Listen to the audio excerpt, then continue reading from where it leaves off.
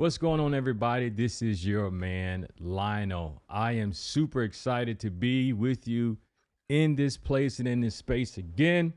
Man, as you all know, we have been going through a change, but after we go through our changes and come on the other side, things are always 10 times better. We learn a lot through the changes that we go through. That's what this podcast is all about. The Words for Change podcast. Boy, am I excited because we have a stellar guest that will be joining us here momentarily as we talk about the changes that we go through in our lives. How do you get from where you are to where you want to be? That's the topic of conversation. So I need you to do me a favor. I need you to go ahead on, if you're watching this on YouTube, go ahead on and subscribe. Hit that subscribe button right below. If you're a part of our audience, you're listening on Apple, Spotify, or many of the other platforms, man, I am super, super happy whenever you guys take time to listen to an episode. So shout out to you for doing what you do by supporting as we give value to you. You support us. So thank you so much. And so to go ahead on and grab your favorite cup of coffee, whatever your favorite drink is. And on the other side, we're going to come back with my man, Marc. All right. So let's make this show happen. It's time for Words for Change.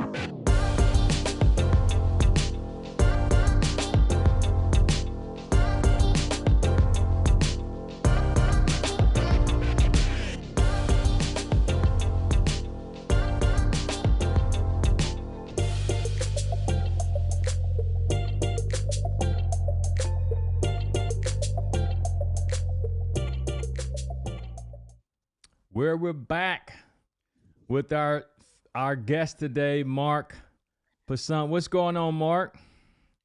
Lionel, I am so appreciative to be here. Thank you for having me. I'm just enjoying this great Sunday. That's all I'm doing. Thank you so much. It is a great Sunday, man. Yeah, you are out in the Georgia area, what I learned pre-show, and I'm in San Diego. Love San Diego, man.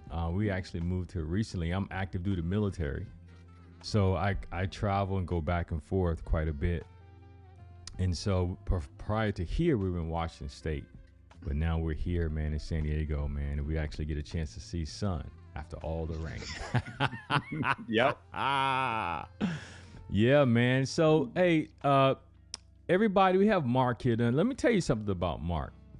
Y'all know I do my research, and Marc is, he's a stud. Okay.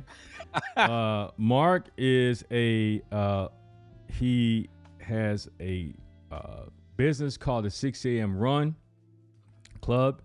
He's the host of Relatively Normal podcast and his 6 a.m. Run podcast. Marc is a certified fitness trainer. Marc has been, I went and checked out some of his websites, and we'll talk about that here in a minute, Marc. I'm going to let you go through all of that stuff. But Marc has transformed his life, and from, a individual who experienced a lot of pain that led to him being overweight. Am I right, Marc, to say that? That's correct. Yes. And he lost over 100 pounds. Is that right, Marc? That is correct. Yes. Okay. Yeah. So that's just a small. Let me tell y'all something. Okay. I like to eat, and that's the problem. That's why I have to work out, because I like to eat. And look, I'm an older guy now. I don't play sports like I used to, but man, I'm telling you, trying to lose 10, 20, 30 pounds is a magnanimous feat. This brother lost so man. So Marc lost over 100 pounds, and he's been doing the doggone thing, helping people all across the world with what he does with his fitness program, 6 a.m. Running Club, all the podcasts he hosts. He's been in the game for a very, very long time, and I am delighted to have him join us here on the Words for Change podcast today, Marc. So, Mark, you want to fill in any of the spaces that I missed with all of that stuff, man. Welcome on Well, to the show, well, by the way. Yeah. thank you. I appreciate it. Well, first of all, let me say thank you for your service. My brother is active military. He's in the Navy. He's Ah, based outside of Jacksonville, Florida. okay. All So right. he has been in Northern California, up in the DC area. So he's done the whole. I know what you're talking about when you got to Yeah. move around a lot. I know what It's you're tough talking life, about man. because yeah. So they seem to have found their space in Florida now. He's got two kids about to be in high school and one about to be in middle school. So, it's tough with those kids. Like they find they find their friends, they find the people they like to hang out with, and it's like, guess what? We got to go. Man, So, Mark, we just sent the daughter to college. mm. And man, let me tell you something. She totally ghosted us. I was like, what is going on? I thought we were friends. Like, no, I'm here now. Y'all stay there. I'm here now. I'm good. So, Right, right. but thank you for the introduction. You're absolutely right. There is, and I'll let the people know this. Growing up, I'm not going to even sit here and tell you like I didn't get everything I needed as a kid growing up. Mm, I'm gonna sit here and tell you the truth. I'm not a person that you know quote unquote had it hard and had to struggle and all that good stuff. And that's what really makes me do my best to understand any type of mental issue or mental opportunity that people may have, because a lot of times you can't see it. Now, just like you, I love food. Like I love I love food. And for a portion of my life, I liked bad food. yeah. And leaving sports in college, getting to my adult life, no one was there to tell me constantly, you got to work out, Mm, got to watch what you eat, got to get up at this time and be working out at this time, and you got to be structured and all that stuff. And right. it hit me. It hit me hard, and back pain, ankle pain, knee pain, all Mm, that stuff. Hard to wake up in the morning.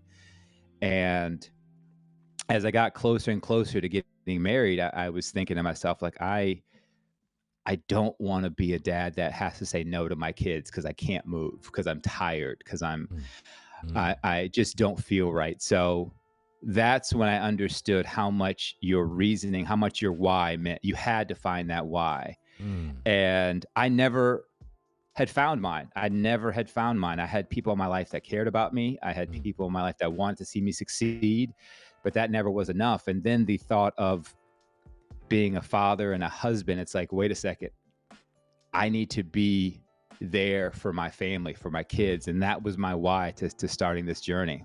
Mm. So let me tell you, let me ask you this question, Mark. How did you Mm. get there? Like, what was the psychological experiences that led you to that spot, man? That's such a good question, because I had been through attempting to get in shape, attempting to lose weight so many times. Right. And I'd lose 10, 15 pounds and I'd put it right back on. And I get with a buddy to work out, put it right back on. And I finally said, the first part of this journey was mostly about running. And we can think of every excuse not to get out of the house. We can Mm, think of like, and it's it's so many times I would tell myself I'm going to work out tomorrow, and then tomorrow would come and be like, I'm just so tired, or my back hurts, or something, whatever it is. right. And one day I just stopped working and I said, just go outside and run till you can't run anymore. Like, just Mm, go for a jog and just test yourself, because I'm still in that athlete mentality. mm. I still think I can go run 5 miles right now. I can do it. So I'm laughing because, boy, I tried that. Hey, so let me. So, did you play? So you said you played sport. What did you run track or did you play ball or? No, I played soccer in college, and I played basketball and soccer throughout my life. So I Okay, was a cool. goalkeeper for Clemson. Oh, okay. Yeah. So when I'm telling you, like, I knew conditioning, like I knew what I needed to do. But I was just I left the game with kind of a bad taste in my mouth. And I think that had a lot to do with it, where I just, I didn't want anything to remind me of it. And so I went out, I went out that day, and I literally ran half a mile, and I was drenched in sweat, just absolutely drenched in sweat. And I like this story because on the way to this half a mile, this 5 minutes of running, I passed this bus, which had the big mirrored windows. And I remember I didn't see it on the way out, but I saw it walking back, and I looked at myself, and I just didn't know what happened. I didn't know how I got to this point. And I told myself that I'm going to run past this bus a couple times a week, and I'm not going to stop running until I like what I see. And 9 months later and 75 pounds later, I finally got to a point. And I know I skipped 9 months is a short amount of time. There's a lot going on there, Mark. A lot going on brother, there. Listen, I can go outside and run and see me in the mirror and be like, okay, let me go grab a donut. You know what I mean? Like, yeah. But like, how did you I want to talk about that dash, bro.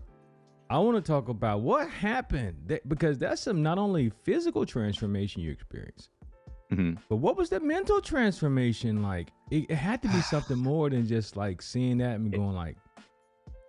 It was, and I talk about this a lot, and because at this point, for this first part of it, the 9 months, it was totally, I'll be honest with you, it was totally physical. It was totally physical, and I wasn't working on my mental. And I literally thought to myself, and anybody listening, I want to tell you right now, there is this thought process with a lot of people that they think, if I do this, this will just happen. If I lose this weight, then I will be happy with my life. If I get into this relationship, I'll be good with everything else. And things don't happen like that. And we have to be purposeful. We have to live with purpose. We have to live with intent when it comes to the things that we want. I wanted to get in shape. I did. But I also wanted to find my meaning, find my why, find some purpose in all this. But I said to myself at this time, Lionel, I said, if I lose this weight, I'm going to be good. I'm going to be happy. I'm going to be fine. And so I lose. Yeah, okay, go ahead. Yeah, okay. I was not. I'm thinking. I'm anticipating. I'm like, okay, he's about to drop the bomb. Okay, go ahead, bro. So sorry. I lose this weight, and before I lost the weight, I had been in weekly and biweekly therapy just to work through some things I had going on, and I lose all this weight. And I remember sitting in my office one day, and I told myself, just call your therapist real quick. Call him. You haven't talked to him in a while. Just call him. And I call him, and I remember saying to him on the phone, I said, Doc, listen, I've gotten married. I bought the house. I got fit. I still don't feel like everything is there. I still don't feel happy. And he asked me straight up. He was like, did you feel that losing the weight would be just the fix to everything? And I said, yeah, that's what I've checked all the boxes. Right. That's why I went through it. Yeah. I checked all the boxes. And he said, you know what? I want you to come in for a few sessions and let's talk about this, because you have worked on one part of your life. You've worked on the things that people can see. You worked on the physical stuff. He's like, you haven't worked on yourself yet. We have to do everything specifically and watch how they intertwine. Not one is over here that just immediately kicks to the other. Like, we have to work on both of them and see how they're connected. And that, I was on the phone. I'm not gonna lie, I was on the phone tearing up in my office, because I was so I had worked so hard to get where I was. And I was like, oh, there's more work to do. There's more work to do. And so Mark, so I'm walking with you through this journey.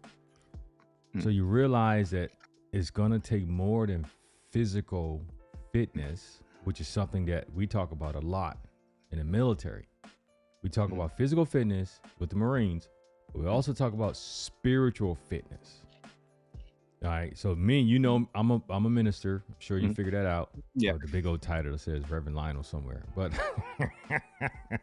I got to get my horns together over here so I can ping in every time.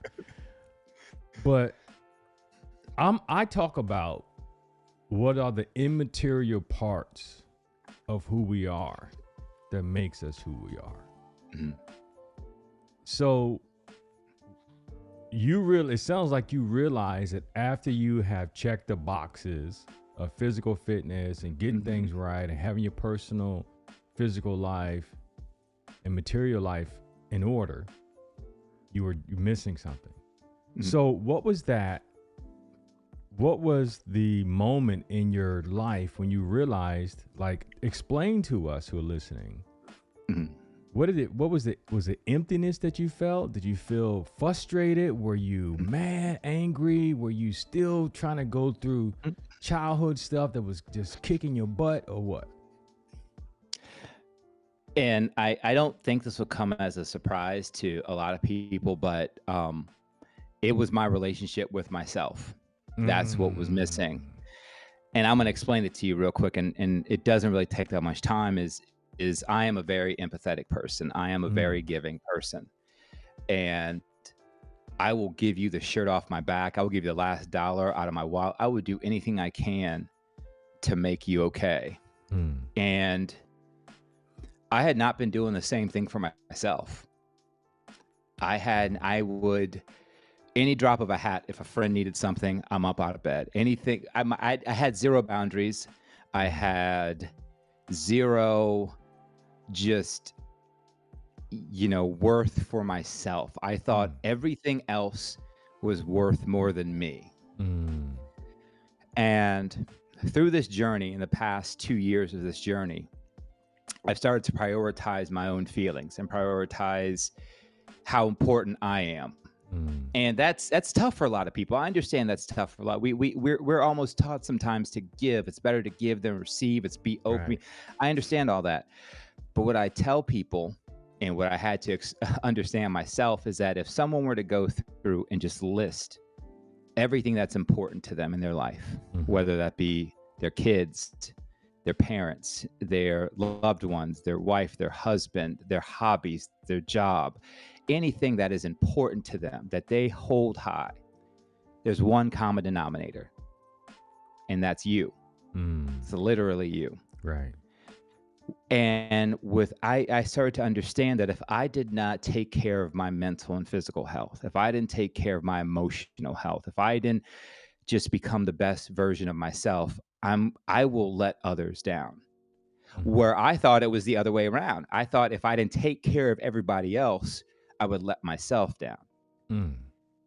Wow. And we talk about intrinsic versus extrinsic things and internal meaning versus external. We talk about all that stuff. And we talk about, and I'm teaching this to my girls now because we know how kids are. Like Right. when they're younger, they buy me this, I want these things. And I ask them all the time. I said, you girls only love me when I buy you stuff? And I do it as a joke. I do it as a joke, but Right. Right. Right. at the same time, I want them to hear and be like, oh, wait, well, no. Well, and they have to think, you see their little brains going, like they know it's a joke, but then they're like, no, like, even if daddy didn't buy us stuff, like he's still daddy. Like he would Right. still.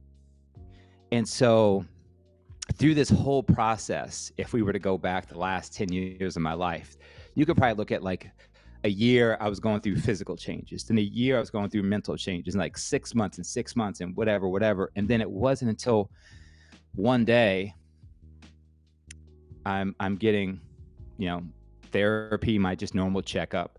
Mm. And I think to myself, I have a coach for my mental health. Why have I never had a coach for my physical health? Like it makes sense. It Right. makes Right. For sense. sure. Yeah. And then the next day I went out and got a physical trainer. I got my own personal trainer. And he wasn't necessarily showing, of course he was showing me things I hadn't known before, but it's weird when somebody on the outside, and this being in the military, it's almost like someone on the outside pushes you past this preconceived limit that you have. Right, man.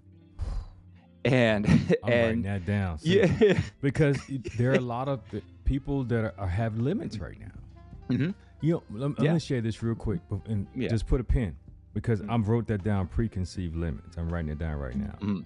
So, my daughter, one of my daughters, I have 3 daughters, 1 son, and 3 grandsons, 3 boys. Oh, congratulations. Thank you.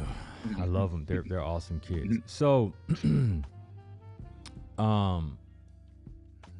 one of my 16-year-old, she said, "Dad, I'm going for a run today for 5 miles." Now, when she said this, I was like, I don't feel like running. It was my birthday yesterday. So me and my wife had a long day together, like hanging out. She took me out downtown. It was our first time hanging out downtown in San Diego. So it was really a good time. We enjoyed ourselves hanging out and all the sights and people. It was just so cool. So I was like, well, today I'm just going to, I'll recoup. So my daughter says, fast forward, she says, I'm going for a run. And the first thing that came to my mind was, go with her. And I was like, I don't think I can do this today. And so I decided to. And what I realized, I didn't realize until after the run. Okay. So I start out and she just takes off running, Mark. And I'm like, I can't keep up with that. So I'm just going. And we were running uphill. So I'm like, I can't keep up with that. And then, you know, as I see people passing by on the road, you know, that ego kicks in. The ego is like, man, that girl is outrunning you. And I'm like, no, but if I try to run, I'll gas out. I won't last. And so long story short, we go running and then my mentality kicks in, right? The running thing. I've run. I'm not a professional runner, nothing like that. But I'm not like you, Mark. Not even close. But I ran a marathon before, so I know I trained for it. So I know you got to pace yourself, breathe, and all this kind of stuff. So it kicks in. All of that training starts kicking in, and I get into a rhythm. I find my pace, and I'm like, okay. And then, but I notice she starts breathing hard. And I'm like, oh. So I get in front of her. I said, let me pace her. So I get in front of her and pace her. And I paced her from start to finish. It was 5 miles.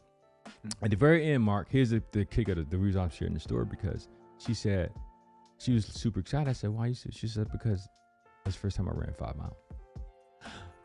I was like, what? She said it was the first time. I said, but I thought you was running. She says, no, the most I've ever run was a 5K. 3.1 or 3.5 or something like that, Mark. And I had no clue that I had the honor and privilege, had no clue to help her run her first 5 miles. And she's going to remember that for the rest of her life. And so will I, that I was a part of that event in her life. And I told her, I said, Faith, you know, I realized that you were breathing hard. And you wanted to stop a few times. And I kept telling you no. I said, I'll slow down, but we have to keep running. I said, because if you stop, I used to tell my wife this, if you stop, you drop. We said, that's the saying we have in the military. If you stop, you drop. You know, because your body was like, no. If you don't have the mental fortitude, you'll just be like, okay, I'm not going to. So I kept telling her, I said, I knew that we were running uphill, like for at least 2 miles uphill. And I said, but on the way back, because we went 2.5 and then turned around, I said, on the way back, we'll make up time. It was downhill. And she's like, okay, yeah, you're right. And so I didn't realize that here's what I was getting at, this long story around the bend. Everybody knows I got long stories around it. Say short stories, their brother starts talking for 5 minutes. So anyway, she said, it was the first time I ran 5 miles. I said, yeah, you ran it. And I said, but when you got to that 3.5, that 4 miles, I said, it's all mental. I said, for at least, I'm not a professional, but I was like, it's all mental. And so what we did was we pushed through her perceived limitation, which is kind of what you were talking about. So that was my experience with that. You was about to say about perceived limitations. Oh, hair on, brother. Let him talk. Okay. I'm sorry, Mark. Go ahead. Don't even apologize, because I love stories like that, especially when it involves running, because that is like, you can ask anybody who is a runner, they have a story like that, because whether it has to do with time, distance, or speed. Like, you can ask a sprinter. I never thought I'd, I never thought I'd break 10 seconds, and then I'm 9.8, and then I never thought I'd break 9.8. I'm the 9.7, and then like it's so, and a lot of them involve other people. I used to have, I go on a lot of just moderate runs now, and then I'll go on a run with with someone, and it's like, this person, they're running a little faster than me, and it's like, you'll get to 3-4 miles, and you're like, I did not think I had that in me. And these limits are, and listen, I want people to understand, like, don't go out and try to push your limit. Like, don't listen to this and be like, you know what, I'm gonna go do it right now. Like, those limits are there for a reason. Like, we self-preservation, like, we we like that. Like David Goggins, man. Exactly. Please stop. There's a reason why there's only one David Goggins. Right, all right? exactly. There's a reason. Let me just disclaimer: do not. I can see somebody right there. I'm gonna go run 10 miles. Nope, don't do it. I'm telling you, you'll find out quick. And it's funny. I think about this all the time, because I don't want to say I have a unique perspective, but I have a perspective in the fact that I believe people have their own timetable, and people have their own way of doing things. And we get caught in this all or nothing approach, where we'll be in a funk, and believe me, marketers know what they're doing. We'll be in a funk, and then we'll hear this one thing. Oh, are you in a funk? Go do this. And it's like, our brain immediately attaches to it and says, I have to do exactly what they're saying right now. And while I love influencers, why I love fitness professionals, why I love all these people, everyone will tell you this is the way to do it. And you'll be like, well, this person said this, and they said that was the way to do it. Well, this person said this, and listen, I find your way to do it. There's no point. There's no. I mean, try what you want to try. And I'm going to tell you this right now, is that happiness does not come. I can speak from personal experience. Happiness does not come from a result. It's never come from a result. It's never come from a arbitrary. Happiness is in the process. That's where the happiness is. Mark, and that's deep, bro. Happiness. And I want to explain to you, because I'm not just the type of person that's going to be like, to say words and be like, oh, you figure out the meaning. No, I'm not. Listen, I am not that. I'm not that deep. Believe me, I'm not. I'm not that. Because listen, one of the biggest issues, I want people to know, one of the biggest issues for when people start any fitness program, whether they ask me to help them, whether they ask anybody else, I want to look a certain way, I want to feel a certain way, I want to get to a certain number, whatever it is. Like, I'm not going to bash you for wanting to get to places, but the hardest part of the entire thing is the sustainability. Because of the people who lose the amount of weight that I've lost in my life, less than 5% keep it off. Less than 5%. So you tell me right now, how many people were happy as you know what to get to that number? I'm where I'm supposed to be. I'm good. I did it. Job is complete. So now you'll hear a lot of people in the fitness industry talk about getting people off their programs, what that looks like, what the sustainability part looks like. I've talked to probably, in the last 6 months, I've talked to 4 or 5 people in the fitness industry that have talked about this specifically, because I had never thought about it before. And they said, the number one goal of a fitness professional is to get people off their program. And I want people to think about that. The number one part of a fitness professional is to get people successfully off their program. And that means making sure they take away all of the tricks of the trade, all of the mindset tools to sustain all the work that they've done. Right.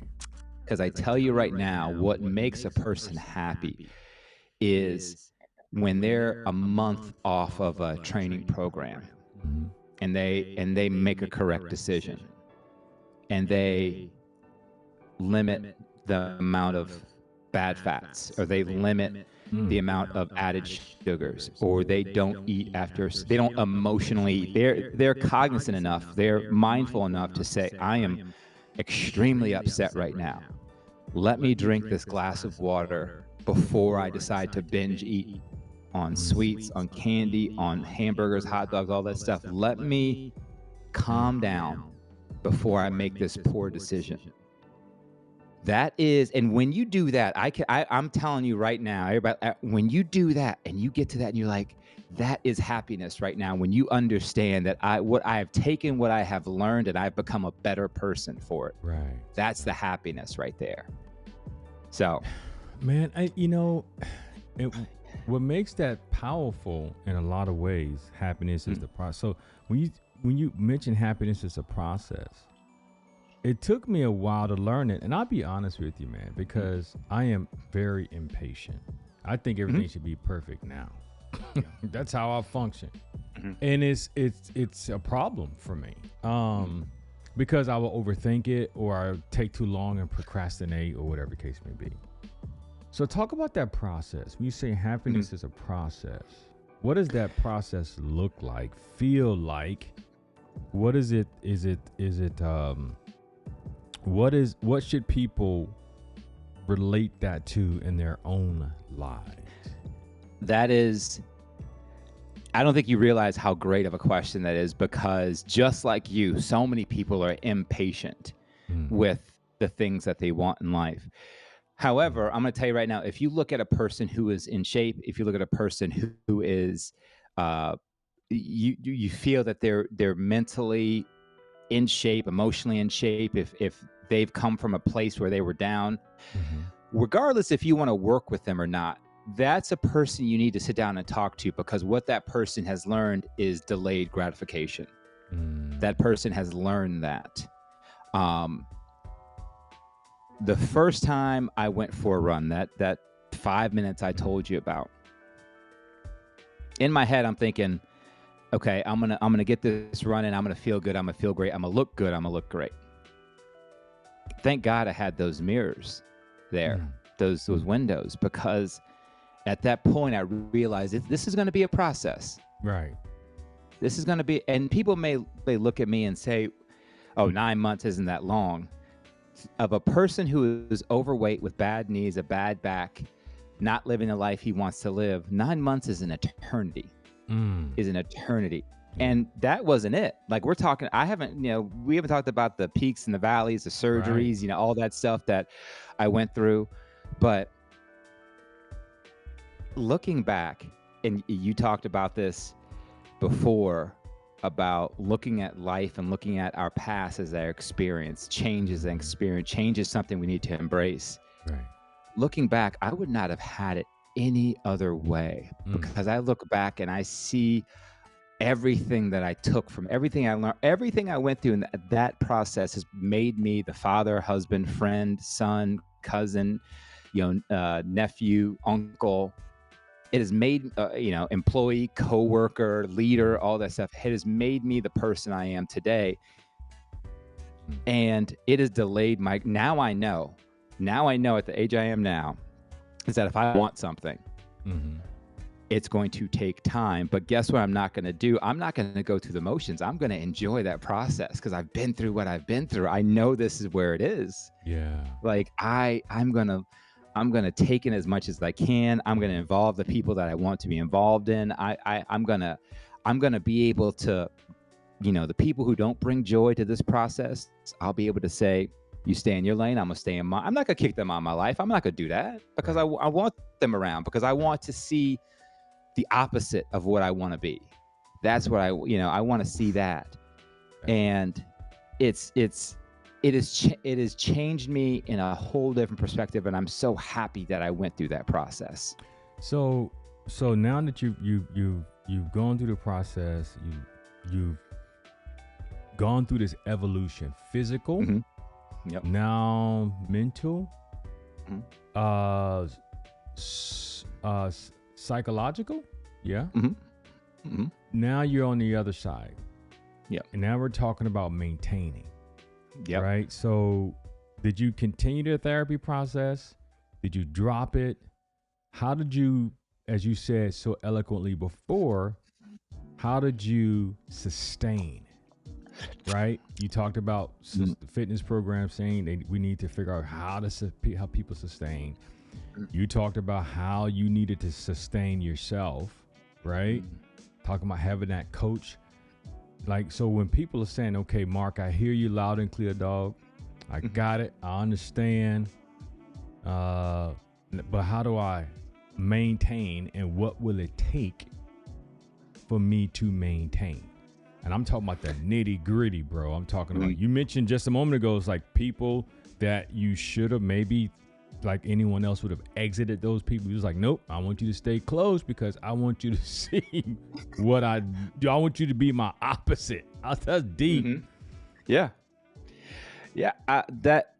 That's something I work on daily, and I have a plan in place. Like, listen, people will, and I don't mean to generalize, but as a population, as we will just think tomorrow is there. We will just think that if I can't make it today, I'll make it tomorrow. There was a point in my life about a little over a year and a half ago, where I was working at a startup company. And for anybody who hasn't worked at a startup before, like whatever your title is, you do a lot more than that. And I was put in a position Like where I had a lot of Mark.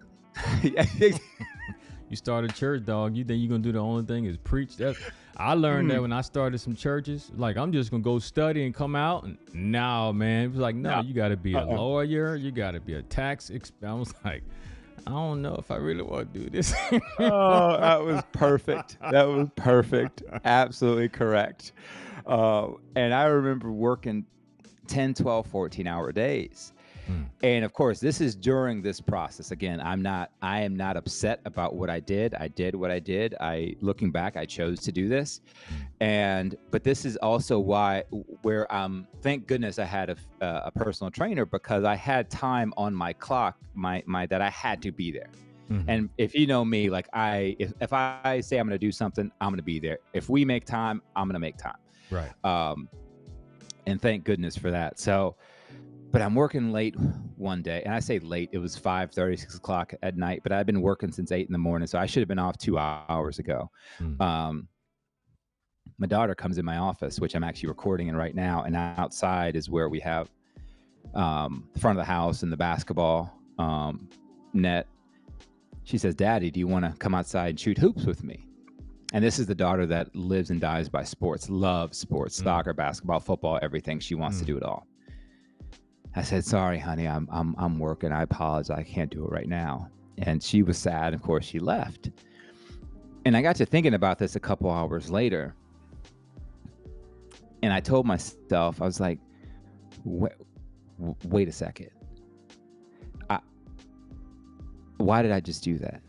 Like, that's my daughter. That means more than this job does. And I told her, no, I couldn't, because I'm working when I should be off. Like, wait a second. That's not who I am. That's not who I am. And the reason I tell that story, one, is because I want people to understand that you can't get time back. Like, you can't. Every time my daughter asks me to do something, I make sure I'm able to do it. Now, if I'm truly able to do it, but I really wish I could go back in time and get that one moment back. Because she wanted to play basketball with her dad. And I mean, we threw the football yesterday. I've coached her in soccer. But the one thing, to answer your question that you asked me about maintaining, sustaining, all that good stuff, is, I mentioned this before, I prioritize myself. Right. And if I can't prioritize myself, I make time to do it. There are 3 or 4 times a week I wake up before 5 o'clock in the morning to go work out, because I know my kids get on the bus at 7:30. I know I have to get work done. I know when my kids get home, they have soccer practice. I know after that, I have dinner. I have all this stuff. And out of the day, I can choose to work out at 9 o'clock at night. But let me ask people right now, you've gone through your entire day working, cooking, cleaning, getting the kids. 9 o'clock, you feel like working out? You don't. Nope. And even if you have the time, you will talk yourself out of it. So I say, I'm going to get this done first thing in the morning. And that way my day is set. I don't have to think about my physical fitness. I can think about my family and my job and my household. And I don't even have to worry about it. So for people looking to maintain and sustain, you have to understand that you're not going to have anybody setting those times for you. You're not going to have anybody saying, hey, Mark, can we work out at 7 a.m., 8 a.m., 10 a.m., or after work at 5? No.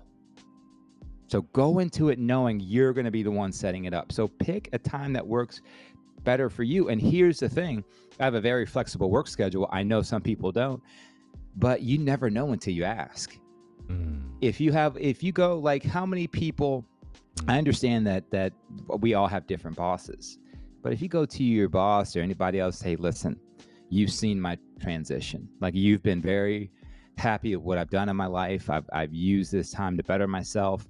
I really want to maintain. Is it possible I could start this time or have my lunch at this time or do this? And the worst thing they can tell you is no. And if it's no, then it's like, okay, I tried, I did my best, let me see what I can do. But what if they tell you yes? What if they're like me as a leader and say, you know what, I appreciate the work that you're doing. I appreciate the person you've become. Let me know how I can help you. Yeah, you helped me, man. You helped me right now.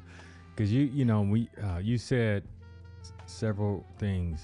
One, being present with your kids, the people that mean most to you, be present. Two, you said if you want to sustain, you got to be willing to ask at least confront the barriers that could prohibit your sustainability. Okay, got that. And then you said that you have to be willing to, if a person, if you have people that you're accountable to that give you a hard time with that, well, at least you made an attempt. Right?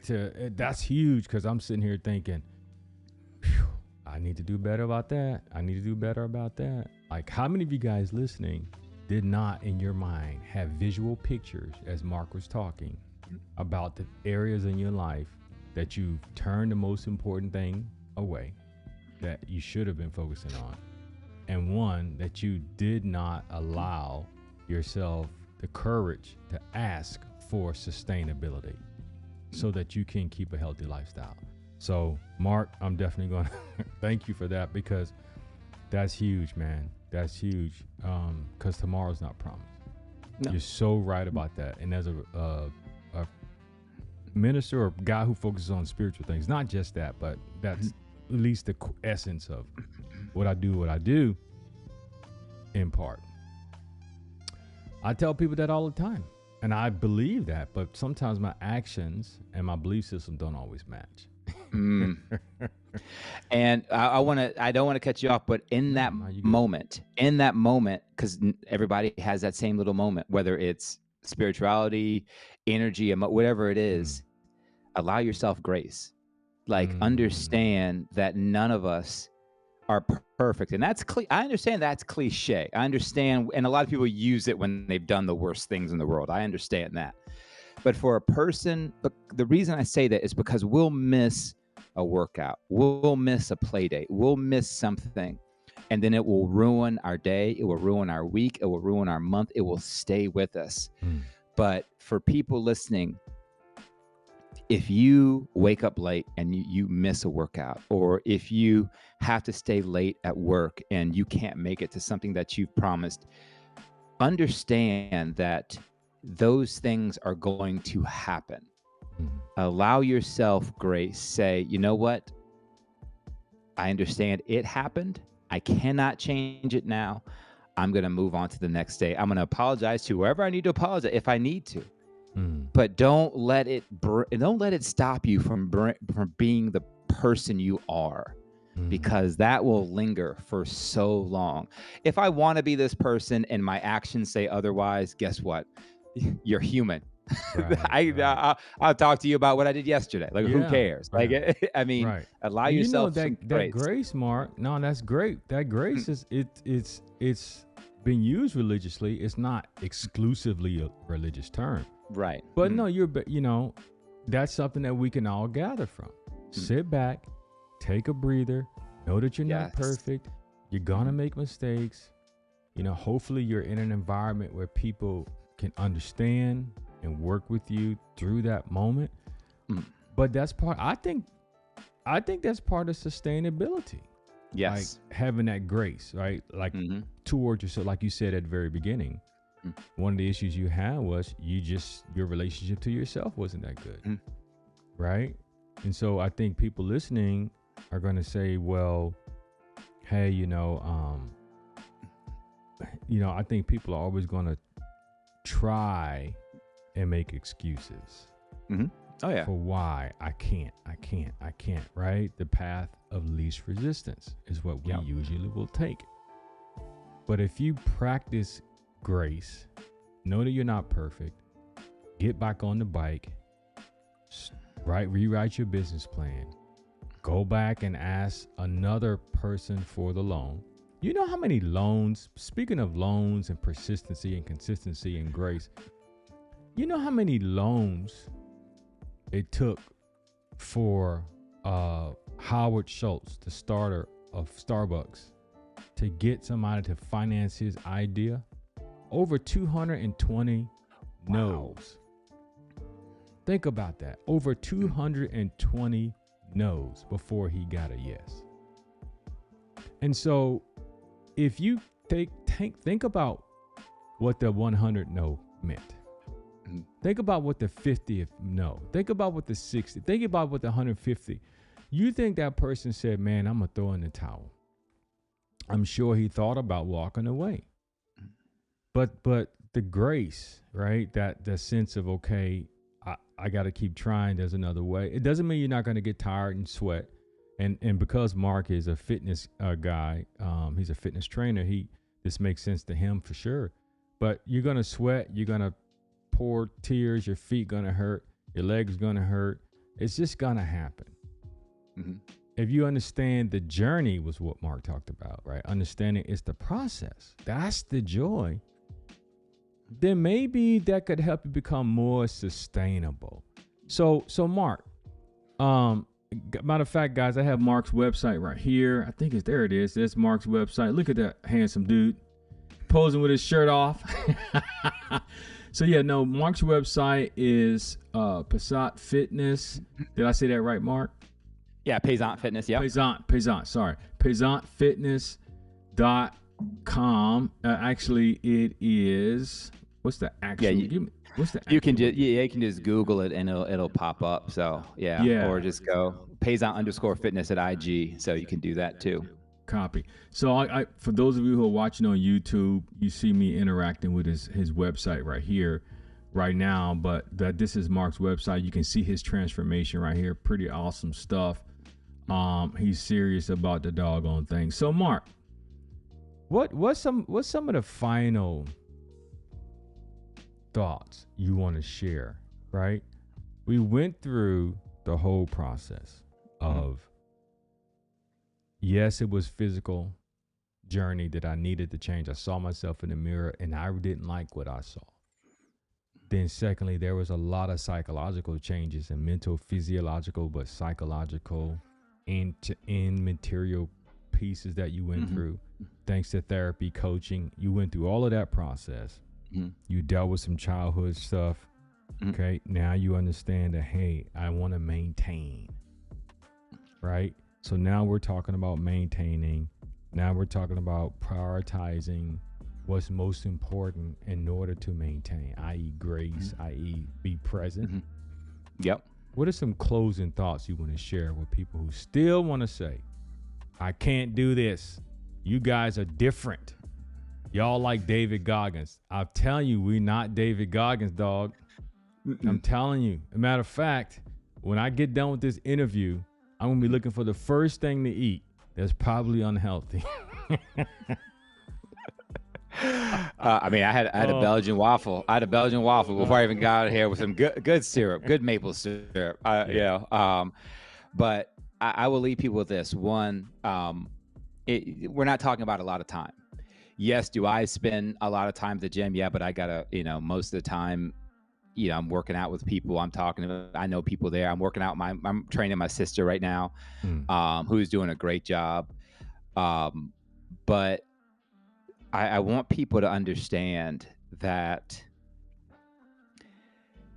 without purpose or intent, there really is no reason to be doing this. And I don't want to seem black and white, and I don't want to seem, mean when I say that.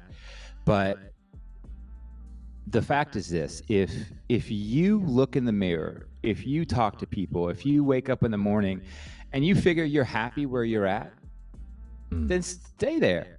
I'm telling you, right? Like people won't tell you this. People I'm telling you right, you don't have to listen to anything I've said. You can say Mark is full of what. And I have no problem with it. However, if you're listening to this and say, you know what, that guy he's nice, he's empathetic, he hasn't beat me up, he's talked about his own issues, and I kind of want to have a little bit of that, then pick something that you can do with intent. I would tell you right now, running is not for everybody. Swimming is not the gym is not for everybody. Cycling. However, if you really like your outside of your house to look nice, start gardening, but do it with intent. Start seeing how many calories you burn while you're doing that. If you really like living on a beach or vacationing or going if you live 30 minutes from the beach, guess what? Drive to the beach, go for a walk on the beach. And I want to tell people this because I want you to succeed. I am not belittling you. I am not making fun of the things you do, but I really want you to succeed. Find something you like and make it into a sport. Make it into a fitness routine. I love running. I do. I love going to the gym. I don't like cycling. I'm not a big fan of swimming yet. I don't like hiking. I don't like, you don't see me making myself hike. Right. But I will go out for a run and I will go to the gym. And those are the things that I like. So find the thing that you can do with intent and purpose, and then make it into that game for yourself. Awesome, man. Wow. What a great interview, Mark. We walked through some important things, man. So my final question is, what's next in your life? What's the next move for you? What's the next thing that you're looking to accomplish in order to sustain all this great stuff you're doing, brother? So I'm glad you actually asked me that. I've started actually doing one-on-one soccer training, because I've done basketball in the past, and I've just started with a young girl who is a senior in high school, going to play college soccer next year. And the reason I want to do this is because, yes, I can get you into physical shape, but I would love to help people with that transition from high school to college ball. So I'm going to start doing that. And then, of course, just continuing with the personal training and making sure that I allow people to just be cool with who they are. I don't want to beat anybody up. I want people to see that this process can actually be fun. Like I said, happiness is in the process. Right. Let's do that together. Amen to that, brother. Well, man, I am excited, Mark, and very, very blessed to get to know you, to know your story, to know what you're doing in the world to make this world a better place. This podcast is all about the words that are spoken that can change our lives, right? That can really empower people, or it can tear down people, or it can empower people. It can create a very hostile world, or we can begin creating a better world through the words that we speak. And the story, the words that you shared today, I think will help us accomplish that goal and accomplish that mission. So we want to continue to support what you're doing. So once again, Mark, how can people connect with you if they want to know more? Not only your website, I have your website here, but give us some socials or whatever. And I'll make sure I include all of this stuff in the show notes. But if people want to connect you and get connected with your your personal training program, how can they get in contact with you?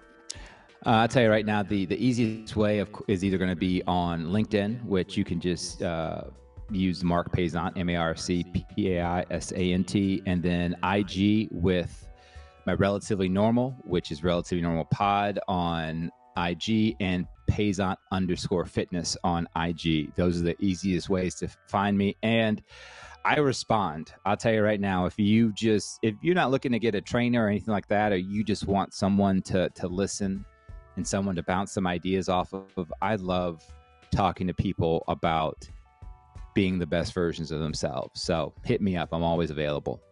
Amen to that.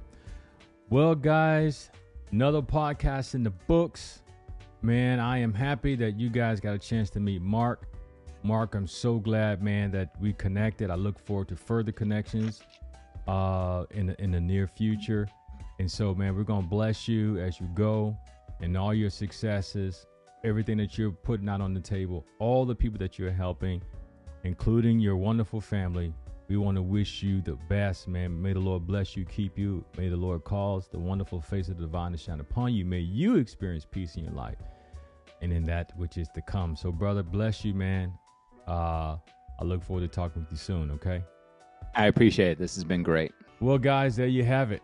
What a wonderful, wonderful show with our special guest, Marc Paisant. Please make sure you check him out. Just to recap, here's what we talked about once again. We talked about, sustainability. We talked about how you can sustain the changes that you go through simply by doing things that you like, giving yourself a little grace, having coaches in your life, having people in your life that could help you get from where you are to where you want to be. That's what this episode was all about. And for me, I think one of the most important things Marc said was, it's not just the physical things that make you happy. It's not just the nice house and nice cars, and all of these things are great and a great career, but there's something deeper at play. So don't neglect the immaterial part of who you are. Don't neglect your soul. Don't neglect your spirit, but pay attention to those things.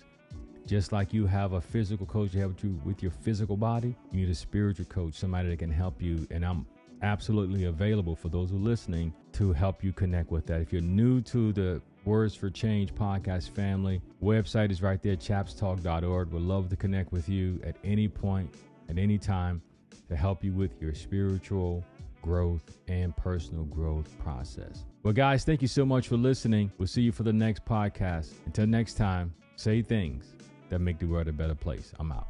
Peace.